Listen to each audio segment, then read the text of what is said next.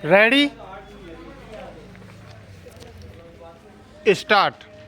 महोदय, भाषा मानव जीवन की सबसे बड़ी आवश्यकता है। यह भावनाओं को, विचारों को और मानवीय स्वभाव को प्रकट करने वाला महत्वपूर्ण माध्यम है। इसलिए भाषा हर व्यक्ति के जीवन में महत्वपूर्ण भूमिका निभाती है, चाहे वह क्षेत्र धार्मिक हो, सांस्कृतिक हो, चाहे राजनीतिक हो। राष्ट्रीय एकता में हिंदी भाषा का योगदान समझने का प्रयास करने से पूर्व हमें देखना यह है कि आखिर राष्ट्रीय एकता है क्या। हर व्यक्ति के हृदय में देश की उन्नति की भावना होना, अलग अलग प्रांतों को जोड़े रखना और राष्ट्रीयता के आदर्शों का पालन करना ही राष्ट्रीय एकता है। इस राष्ट्रीय एकता में हिंदी का योगदान महत्वपूर्ण है, क्योंकि राष्ट्र की एकता तभी बढ़ेगी जब अपने देश के नागरिक एक दूसरे से इसने बढ़ाएंगे, एक दूसरे से भाईचारे की अपेक्षा रखेंगे। इसलिए हर व्यक्ति को अपनी भावनाओं को व्यक्त करना जरूरी है और सिर्फ हिंदी भाषा ही इस ज़रूरत को पूरा कर सकती है, क्योंकि हिंदी आम जनता की भाषा है। अपने देश के नागरिक इसे सरलता से बोल सकते हैं। इस भाषा की सरलता जानकर अपने देश के नेताओं ने इसे राष्ट्रभाषा बनाने का निर्णय लिया। अपना यह देश विभिन्नता से विशेष है और सिर्फ हिंदी भाषा ही इस भिन्नता से विशेष है और हिंदी भाषा ही भिन्नता को एकता में परिवर्तित करने की क्षमता रखती है। हिंदी भाषा ने साहित्य और परंपराओं को सुंदरता से निखार दिया है। इसके सहयोग से ही अनजान परंपरा और अद्वितीय साहित्य का प्रमाणिक दर्शन कर सकते हैं। साहित्यिक क्षेत्र में हिंदी भाषा का योगदान एक अमूल्य देन है और इस देन को हमेशा बनाए रखने के लिए इसकी सुरक्षा बहुत ज़रूरी है। किसी भी देश की राष्ट्रभाषा ही उस देश की एकता को बांधे रखती है। इसलिए हर व्यक्ति के हृदय में राष्ट्रभाषा के प्रति आदर होना जरूरी है। लेकिन आज देशवासियों के हृदय में घटता हुआ राष्ट्रभाषा आदर ही अपने देश की अनवति का मुख्य कारण है। अंग्रेज़ों की गुलामी से तो हम आज़ाद हो गए, लेकिन उनकी भाषा की गुलामी में तो हम आज भी फंसे हुए हैं। अपने देश के हर क्षेत्र में अंग्रेजी को प्रथम स्थान और हिंदी को दूसरा स्थान दिया जाता है।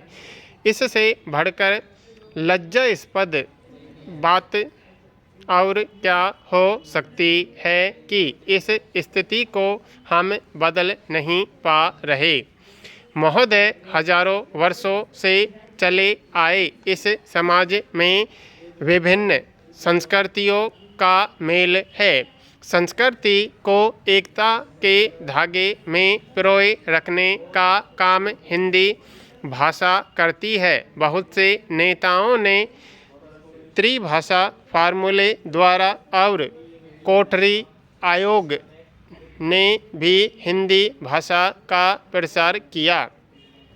इसी तरह के प्रयास जारी रखने के लिए नेताओं का योगदान महत्वपूर्ण है।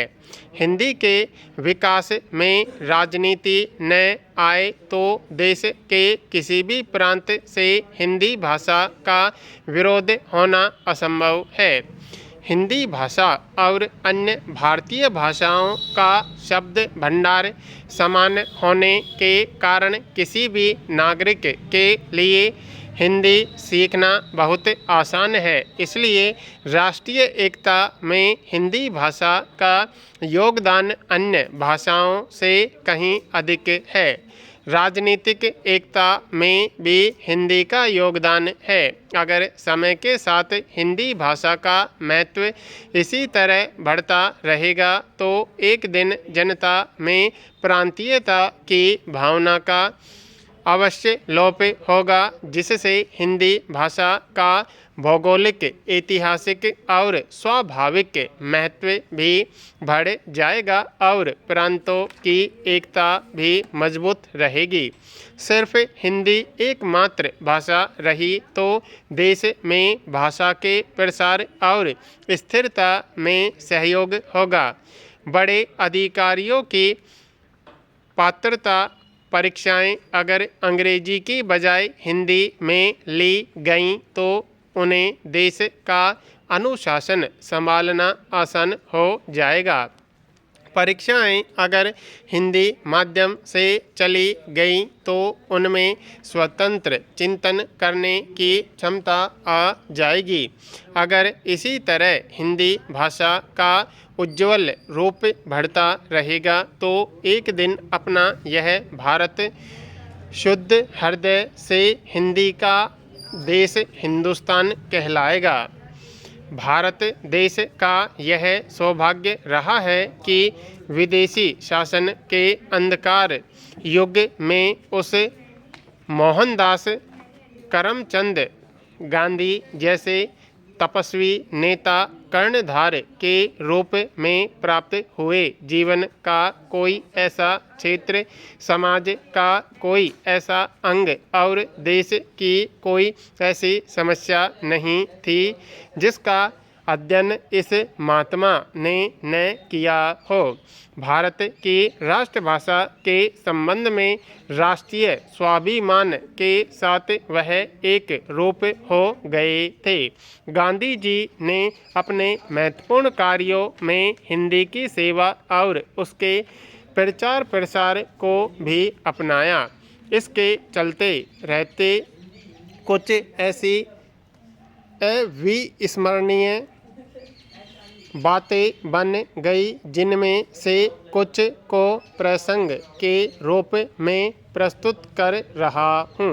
अफ्रीका से जब 1914 में गांधी जी स्वदेश लौटे तो बम्बई आने पर एक पारसी पत्रकार ने गांधी जी से अंग्रेजी भाषा में अनेक प्रश्न किए।